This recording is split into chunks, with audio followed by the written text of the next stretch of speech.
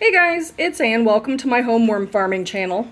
And today marks the first time the African nightcrawlers will be in the new house. They just moved over this last weekend. And spoiler alert, I have no semi-traffic here and I still have worm jerky due to the storms we're having in the area. So, if I wanted to expect any better behavior, out of the African nightcrawlers, I'm not going to get it, so they cannot stay in this tote. They're going to have to go back in the vermi bag, Lil Mammoth. Hopefully there's still some worms left by the time I can put it together. Okay, today we're going to do a couple of different things.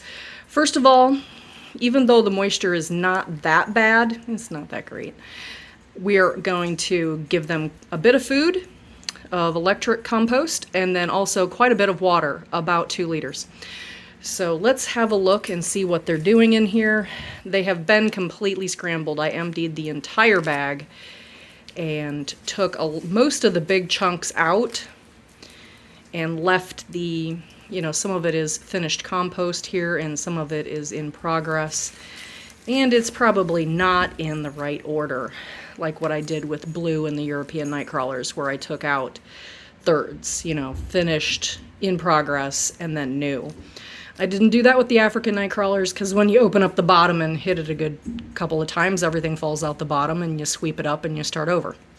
So that's what we're doing here. We've got our electric compost, which, for the record, this is quite a bit of cardboard. So anytime that I put anything sticky in there, like a bunch of apples and whatnot, I do add a fair amount of cardboard so that the system itself doesn't get sticky and burn on, because it is kind of like a cast iron pan.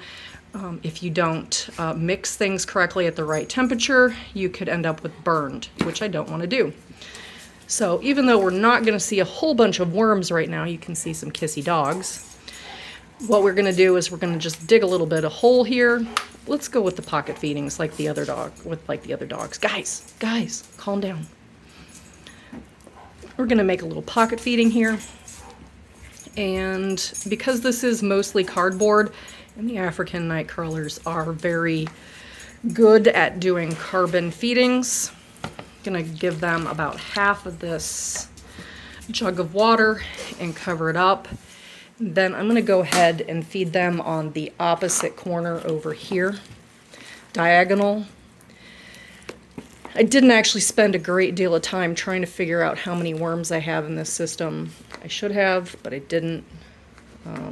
As I've said previously, this move has kind of been a hot mess. So don't look at this as though I'm giving it worm chow. This is quite a bit of cardboard and not so much people food.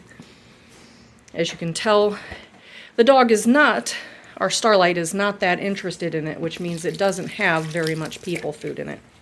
Mostly cardboard. But that's what we're going to give the African nightcrawlers, what amounts to probably 4 or 5 handfuls of food here. I'm going to cover that back up, and with the remaining water, I'm going to go ahead and give the other diagonal that I didn't feed or water the rest of that 2-liter container. Alright guys, well, here we go. African nightcrawlers in a bucket, behaving badly in my new house. Oh, Shadow, are you eating the worm jerky? Oh, no, none of that. No worm jerky for the puppy. Anywho, thank you for hanging out with me and my worms and holding with me until I get through this phase of moving. Everybody, have a good day.